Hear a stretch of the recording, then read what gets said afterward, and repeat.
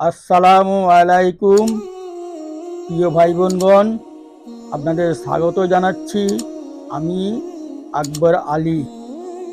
আমার আজকের উপস্থাপন শিক্ষণীয় গল্প।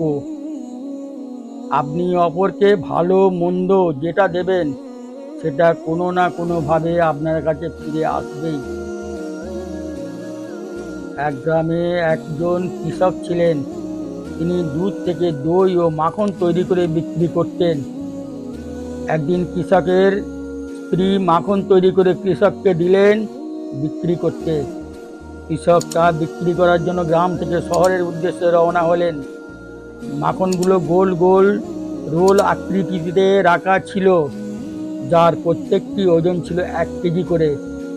শহরে পৌঁছে কৃষক প্রতিবারের ন্যায় পূর্ব নির্ধারিত দোকানে মাখনগুলো দিয়ে পরিবর্তে চা, চিনি, তেল ও তার সংসারের প্রয়োজনীয় দ্রব্যাদি নিয়ে বাড়ি ফিরে গেলেন।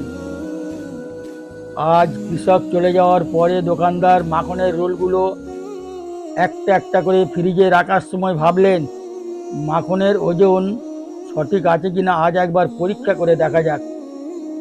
মাখনের রোলগুলো ওজন করতে উনি দেখলেন মাখনের ওজন আসলে 1 কেজি নয়, তা প্রত্যেকটা আছে 900 গ্রাম করে। পরের সপ্তাহে আবার কৃষক উক্ত দোকানে মাখন বিক্রি করতে এলেন। দোকানের সামনে পৌঁছানোর সঙ্গে সঙ্গে দোকানদার কৃষকের উদ্দেশ্যে চিৎকার করে বললেন, বেরিয়ে যাও আমার দোকান থেকে।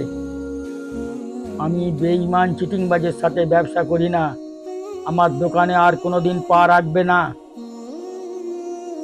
ভালো মানুষ ভেবে তোমাকে বিশ্বাস করে তোমার মাখন ওজন করি না, আর তুমি 900 গ্রাম মাখন 1 কেজি বলে বিক্রি করছো।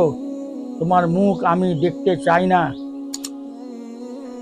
কৃষক বিনম্র কম্পিত স্বরে দোকানদারকে বললেন, দাদা, দয়া করে রাগ করবেন না।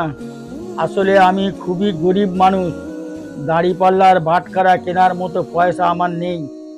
তাই আপনার থেকে প্রতিবার যে 1 কেজি করে চিনি নিয়ে যায় সেটা দাড়িপাল্লার এক পাশে রেখে অন্য পাশে মাখনের রোল ওজন করি। শিক্ষণীয় বিষয় হচ্ছে, আপনি অপরকে ঠকালে নিজে কিভাবে কোন দিক থেকে ঠকবেন সেটা আপনি হয়তো নিজেও বুঝতে পারবেন না, কিন্তু ঠকবেন। প্রত্যার্পণ পাবেন নিশ্চয়, সেটা সম্মান হোক কিংবা ঘৃণা।